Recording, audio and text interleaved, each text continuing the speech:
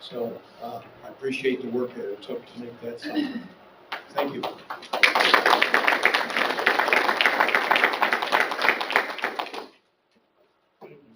Moving right along, any other business at this time?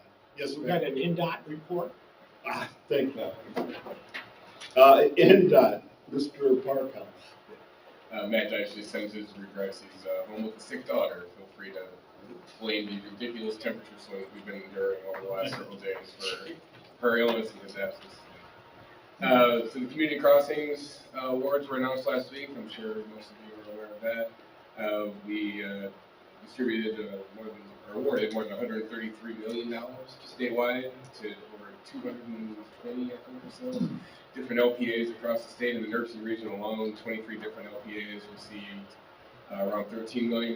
6 of those received the full maximum $1 million award: Gary, Hobart, Portage, Porter County, St. John, and Valparaiso. So congratulations to all those and everybody else that received awards. The second call for 2023 is expected to open in July. So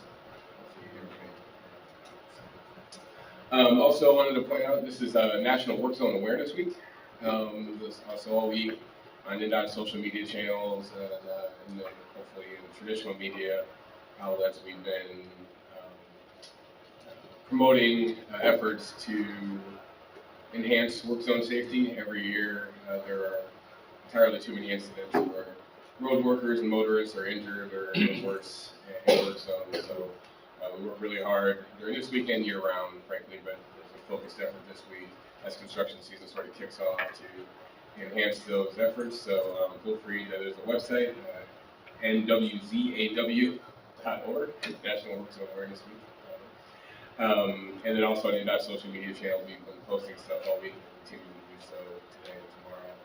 So feel free to check that out, share it on your socials if you feel so inclined, and help us promote that very important message. On the topic of work zones, everybody's favorite area for work zones on the interstates, I wanted to provide a little bit of update on what's going on out there. On I-94, we're in year 2 of a 2-year concrete profiling contracts, and this year the work is focused between Klein Avenue and I-65. During the day, 4 lanes of traffic will be maintained throughout. There will be some overnight lane closures here and there as needed. That work is expected to continue through November, so I know everybody's really excited about that. And then on I-65, also year 2 of a 2-year concrete pavement restoration contract continues. Primarily this year between 53rd and just south of I-94. We have 2 lanes of traffic moved over. I believe they are on the northbound lanes, I think, while they're working on the southbound, and eventually that'll flip.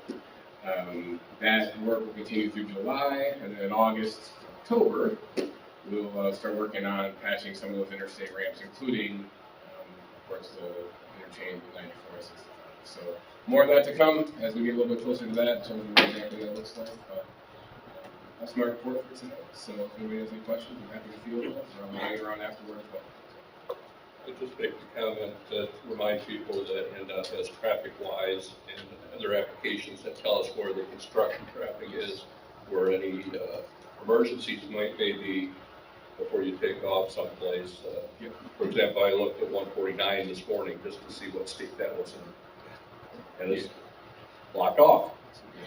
511in.org. Thanks for that. You're right. That's a great tool to use for real-time updates on what's going on out there. So 511in.org. Thank you. Now, any other business?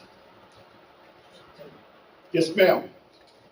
Next Friday, on April 28th, is Arbor Day in Dyer. Our Dyer and Bloom Group is hosting a giveaway of 200 trees and bushes free to our residents, as we've done for the last 8 years, together with 500 packages of seeds that have been donated by different groups to us.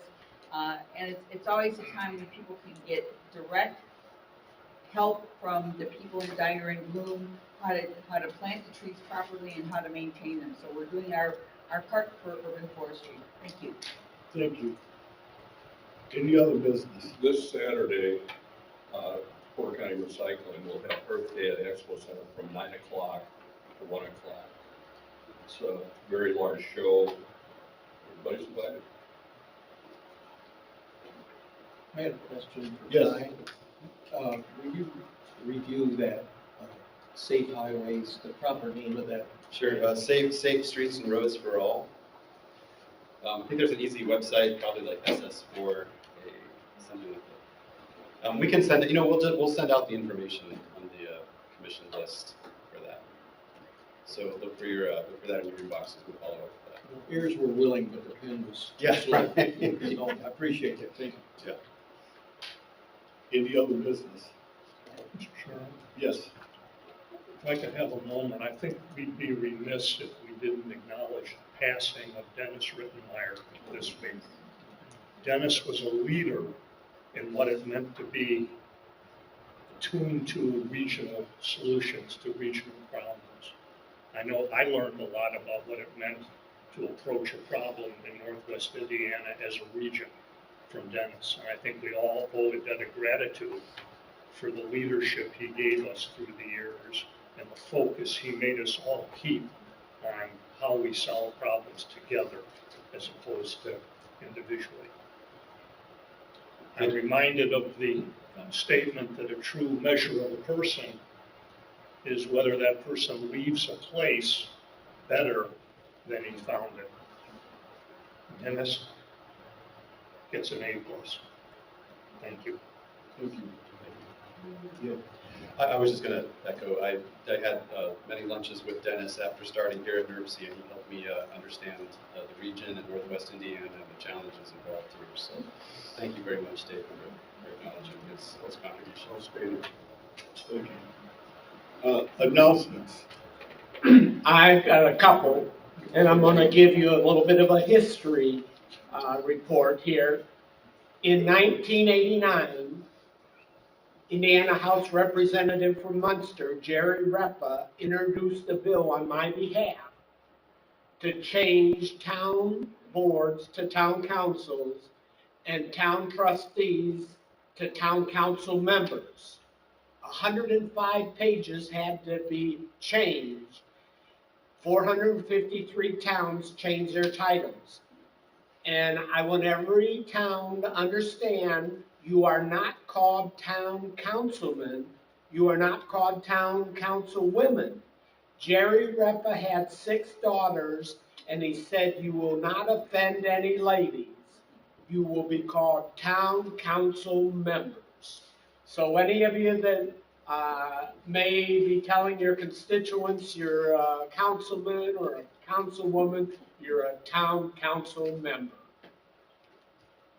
My second item is Cedar Lake Chamber of Commerce will have a business showcase this Saturday at Hanover High School, located on 133rd Avenue, and it goes from 11 to 3. Someone will win a barbecue grill, and there'll be door prizes, and Aurelio's Pizza will be giving samples of their pizza away. Thank you. Thank you. Any other announcements? Yes, ma'am. Good morning. I would like to let you know that just about 95% of you have MS4 stormwater permits in your community. In May, we have the MS4 annual meeting at the Embassy Suites in Plainfield. It's a partnership with IDEM, and I hope if you have the time, you attend. This is a new permit. This is a permit that requires you to interact with your community, exactly what the new 2050 plan is doing, so I hope that you attend. Yes, Can we get more information on that? yes, I will send that to you. Thank you. Reggie, can you introduce yourself? I'm sorry, Reggie Corthals, former NERC employee, now the executive director of the MS4 partnership. Thanks. Thank you. Any other announcements? Our next meeting for the executive board will be May 18th at 9 a.m. here. Anything, any other business? We're done. We're done. All in favor, stand up. Thank you all very much. Appreciate your attendance today. Okay.